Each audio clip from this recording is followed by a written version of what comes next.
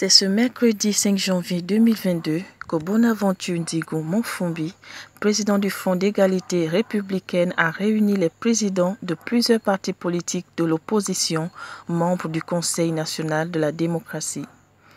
Les présidents des partis politiques se sont réunis cet après-midi. Ces présidents sont membres du CND.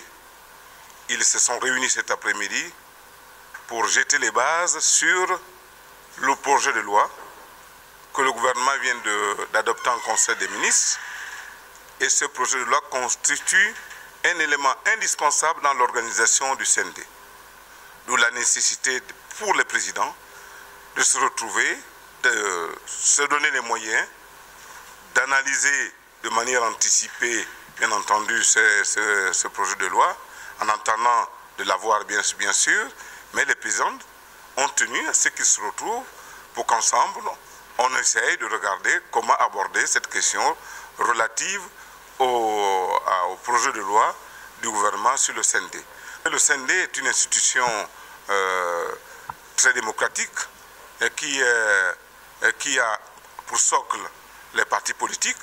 Et c'est pour cette raison qu'en tant qu'élément essentiel du CND, les présidents que nous sommes, nous estimons qu'il est urgent, voire vital, de se prononcer, d'analyser le fonctionnement du CND, d'anticiper sur l'avenir, parce qu'il s'agit aussi de l'avenir, mais de faire en sorte que le CND devienne un instrument de la démocratie, une véritable démocratie qui va être appréciée par chaque citoyen, chacun à son niveau, mais un élément indispensable pour asseoir les différentes discussions. La discussion doit être dans la rue, elle doit être dans un cadre organisé, et pour nous, le cadre organisé ici, c'est le CND.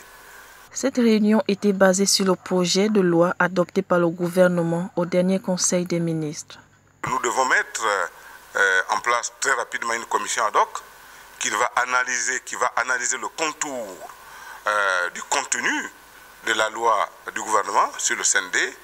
Bien évidemment, réfléchir sur comment allons-nous faire pour que désormais le bureau du CND soit un bureau composite, mais un bureau qui aura de la matière, un bureau qui va être plus représentatif que celui d'aujourd'hui, parce qu'il faut le dire, que celui d'aujourd'hui cause un petit problème de fonctionnement, de timing.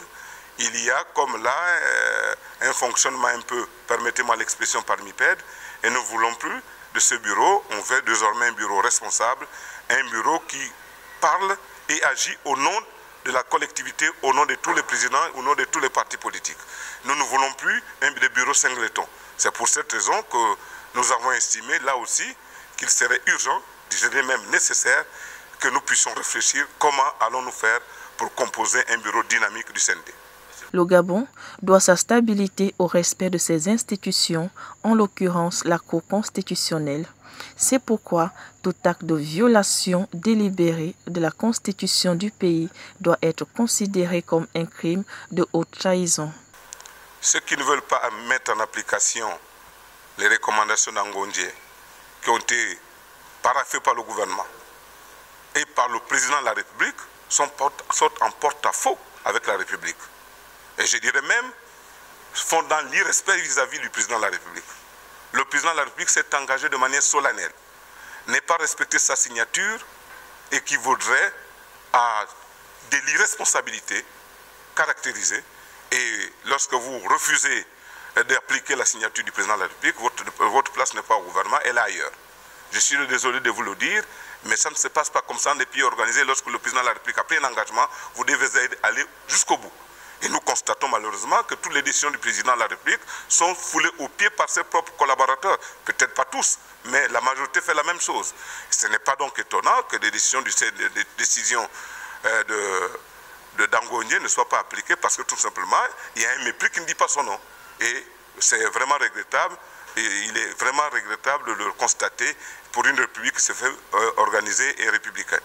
Aucun leader de l'opposition qui se fait responsable, soit-il même de la majorité, ne peut accepter la violation de la Constitution.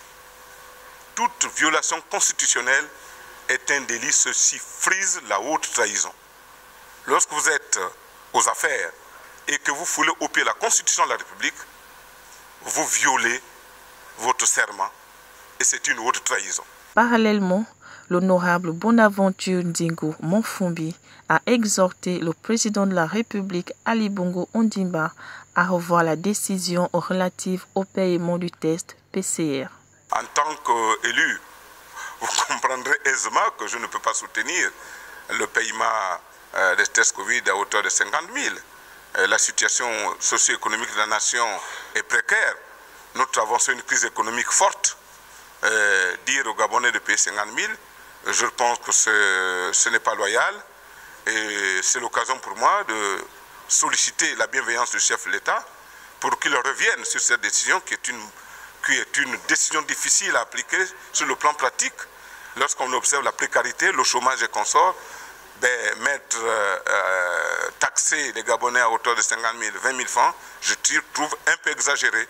Donc je sollicite la compréhension légendaire du président de la République pour que cette décision soit revue et que les petits, ceux qui n'ont les gagne-pain, les petits salaires ne souffrent pas. Parce que payer 50 000 francs, multiplié par 2 jours, par 15 jours, ça fait 100 000 francs par mois. Ce n'est pas donné à tout le monde.